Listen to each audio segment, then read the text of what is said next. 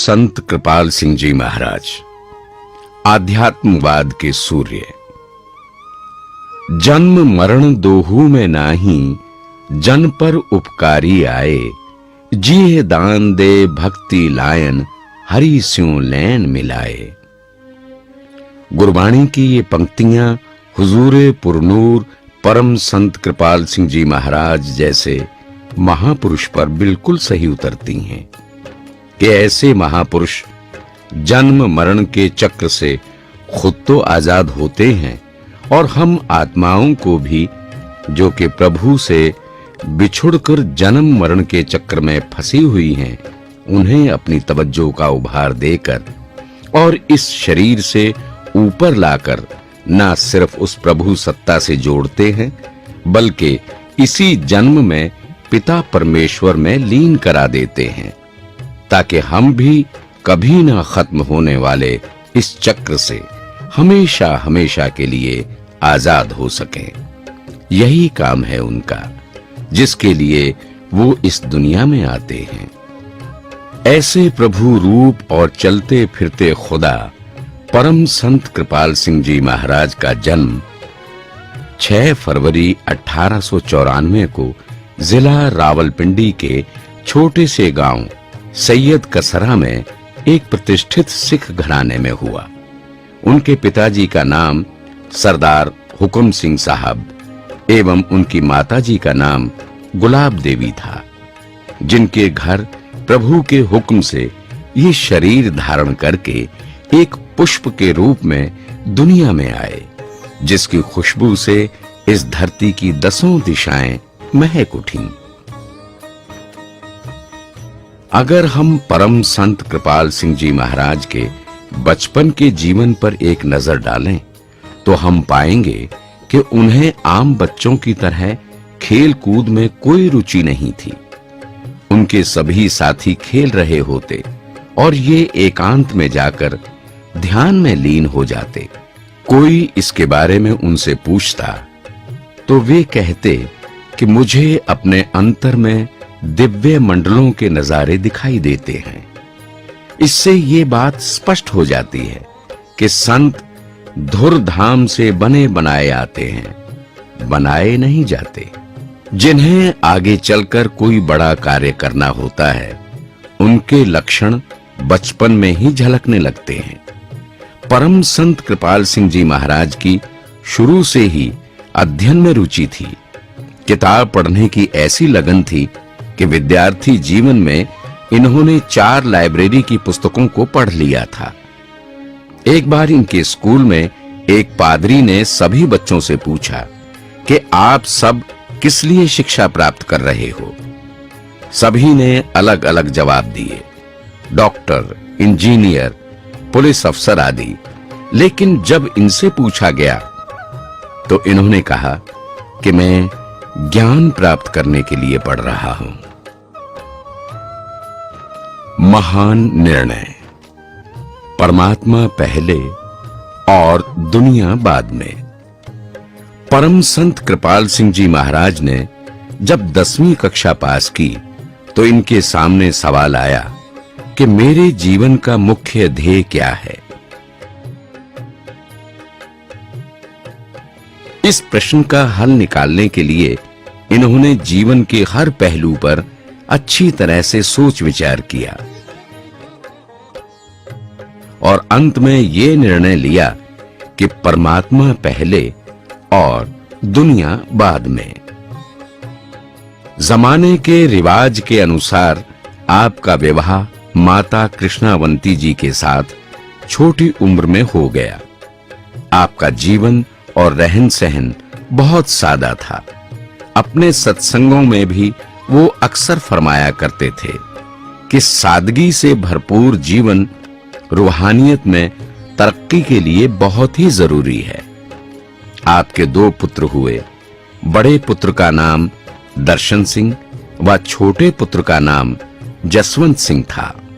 प्रभु को पाने की तीव्र लगन आपके अंदर बचपन से ही थी, जिसके फल स्वरूप आपने दुनिया की सभी धर्म ग्रंथों का निष्पक्ष भाव से तुलनात्मक अध्ययन किया।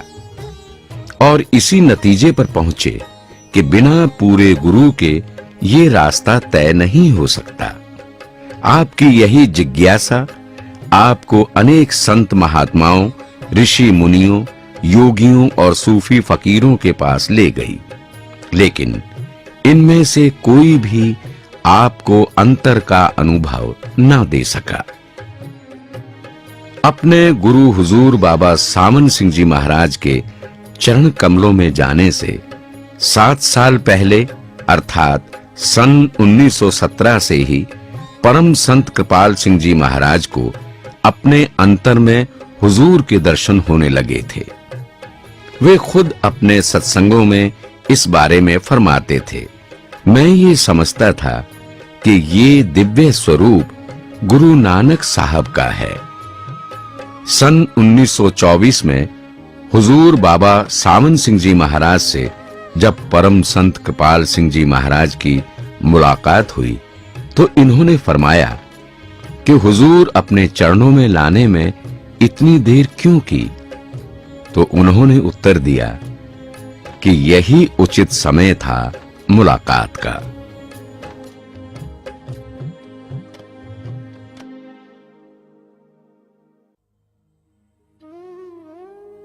वर्तमान समय का महान धर्म ग्रंथ गुरुमत सिद्धांत परम संत कृपाल सिंह जी महाराज ने हुजूर बाबा सामन सिंह जी महाराज की आज्ञा से लिखा, जिसमें संतों की शिक्षा के साथ साथ विश्व के प्रमुख धर्म ग्रंथों का सार प्रस्तुत किया गया है। उनके इस कार्य में महाराज जी के बड़े सुपुत्र दर्शन सिंह जी ने उनको भरपूर सहयोग दिया। अपने गुरु हुजूर बाबा सामन सिंह जी महाराज के हुक्म के अनुसार परम संत कृपाल सिंह जी महाराज ने रूहानियत का काम शुरू किया और सन 1951 में दिल्ली में सामन आश्रम की नींव रखी। इस सेवा कार्य में उन्होंने खुद अपने सिर पर मिट्टी की टोकरी उठाकर संगत के सामने निष्काम सेवा का अनोखा उदाहरण पेश किया।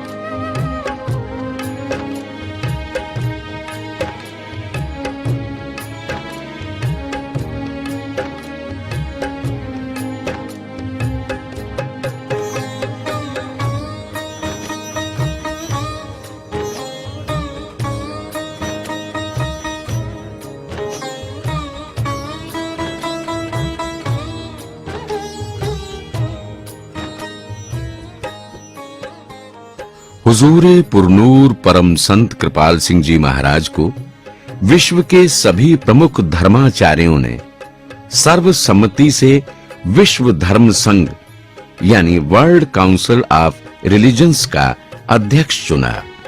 उनकी अध्यक्षता में सन 1957, 1960, 1965 और 1970 में 4 विश्व धर्म सम्मेलन आयोजित किए गए, जिसमें विश्व के प्रमुख धर्मों के नेताओं के अलावा हजारों लोगों ने भाग लिया।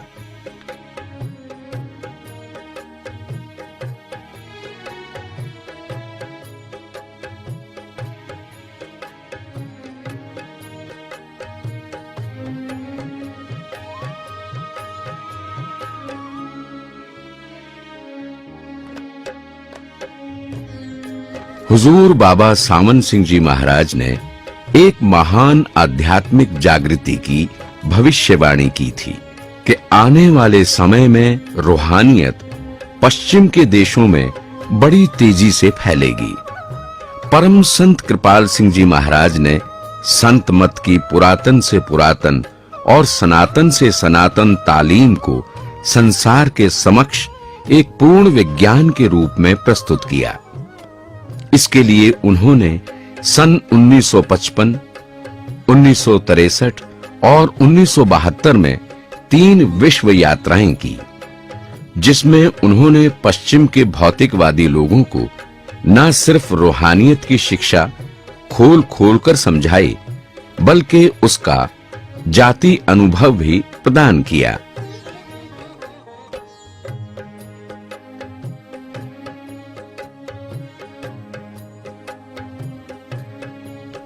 मानव केंद्र। परम संत कृपाल सिंह जी महाराज ने हिमालय की गोद में शिवालिक पहाड़ियों के बीच स्थित देहरादून में मानव केंद्र की स्थापना सन 1969 में की, जिसके द्वारा उन्होंने संपूर्ण मानव जाति को ये संदेश दिया कि इंसान सबसे पहले सही मायनों में सच्चा इंसान बने और वो मानव सेवा को अपने जीवन का हिस्सा बनाए। मानव एकता सम्मेलन। परम संत कृपाल सिंह जी महाराज ने अपने रूहानी कार्य को और अधिक आगे बढ़ाने के लिए फरवरी 1974 में मानव एकता सम्मेलन का आयोजन किया, जिसमें विभिन्न धर्माचार्यों, सामाजिक व राजनैतिक नेताओं के अलावा तत्कालीन प्रधानमंत्री श्रीमती इंदिरा गांधी जी ने भी भाग लिया। अपने संदेश में उन्होंने कहा कि सम्राट अशोक के बाद ये पहला समागम है जहां पूरी मानवता इंसानियत के नाम पर इकट्ठी हुई है। इस सम्मेलन में विश्व के अनेक देशों के लगभग 600 प्रतिनिधियों के साथ-साथ देश भर से आए हजारों लोगों ने भाग लिया। इस सम्मेलन में महाराज जी ने फरमाया कि मैं सतयुग की किरणों का आगाज होते हुए देख रहा हूं। परमात्मा को रब्बुल आलमीन कहा गया। क्या वो सब आलमों का परमात्मा, सब कौमों और मजहबों और मुल्कों का परमात्मा, वो आस्तिकों का भी परमात्मा है और जो उसको नहीं मानते नास्तिकों का भी परमात्मा, समझे? उसके सब ही बच्चे जिनके अंतर वो महान ज्योति प्रकट होती है, उनके अंतर भी यही गुण आ जाया करता। उनके लिए भी आस्तिक और नास्तिक दोनों ही से प्यार है उनका। उनके अंतर भी सब समाजों का लिए एक सा प्यार है। और सदगुरु की ये तारीफ की गई है। सदगुरु कहते किसको है? सदगुरु सत्य स्वरूप है। सदगुरु वो हस्ती है जिसकी आत्मा सत से मिलकर सत का स्वरूप हो गई, सत का माउथ पीस बन गई। तो ऐसी हस्ती का क्या बाहरी बर्ताव कैसा होता है? सदगुरु ऐसा जानिए जो सबसे ले मिलाए जियो।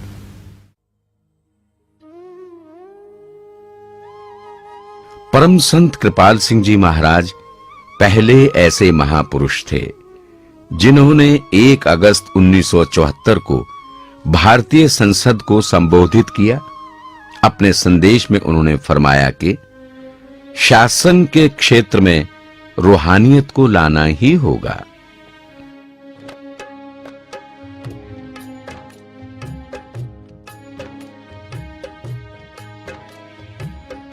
सन 1962 में परम संत कृपाल सिंह जी महाराज को ईसाई धर्म की संस्था सेंट जॉन ऑफ जेरूसलेम ने नाइट ऑफ माल्टा के पुरस्कार से सम्मानित किया। वे पहले ऐसे गैर ईसाई महापुरुष थे जिन्हें इस पुरस्कार से सम्मानित किया गया, जिसके लिए ईसाई धर्म की इस संस्था को अपने सैकड़ों वर्ष पुराने संविधान में संशोधन करना पड़ा।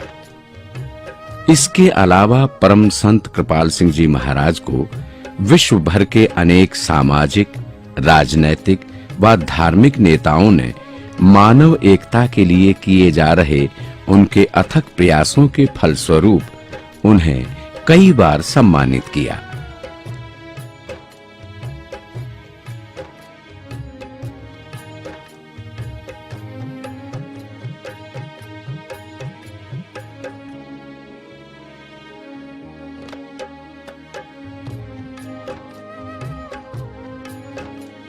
परम संत कृपाल सिंह जी महाराज ने अपने 26 वर्षों के रूहानी कार्यकाल में रूहानियत की दौलत को अपने दोनों हाथों से लुटाया, जिसके फलस्वरूप उन्होंने लाखों लोगों को नामदान देकर प्रभु की ज्योति और श्रुति का अनुभव प्रदान किया और उन्हें प्रभु से एक मेक कर दिया।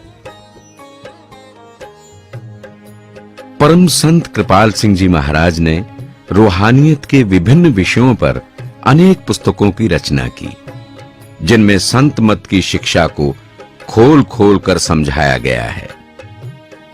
परम संत कृपाल सिंह जी महाराज ने अपने समय में सत्संगी भाई बहनों के लिए एक मासिक पत्रिका की शुरुआत की, जिसका नाम सत संदेश रखा गया। उनकी अपार दया मेहर से सत संदेश का पहला अंक दिसंबर 1954 में प्रकाशित हुआ और तब से आज तक ये मासिक पत्रिका नियमित रूप से प्रकाशित होती आ रही है। संत कृपाल सिंह जी महाराज अक्सर अपने सत्संगों में रूहानियत में तरक्की करने के लिए नेक पाक सदाचारी जीवन बनाने पर बड़ा जोर दिया करते थे। वे फरमाते थे कि सदाचारी जीवन प्रभु की प्राप्ति के लिए पहला कदम है।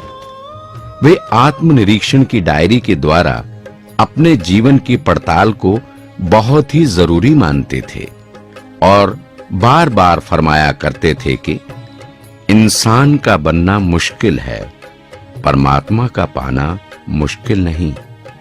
परम संत कृपाल सिंह जी महाराज ने ज्योति ज्योत समाने से पहले अपना रूहानियत का कार्य संत दर्शन सिंह जी महाराज को सौंपा और 21 अगस्त 1974 को महासमाधि में लीन हो गए। परम संत कृपाल सिंह जी महाराज ने आध्यात्म की पुरातन से पुरातन और सनातन से सनातन तालीम को आधुनिक युग में समस्त विश्व के सामने विज्ञान के रूप में जिस सरलता से पेश किया, उसे दयाल पुरुष संत दर्शन सिंह जी महाराज ने अपने 15 वर्षों के गुरु पद के कार्यकाल में आगे बढ़ाया। द्वारी जाऊं मैं सत्य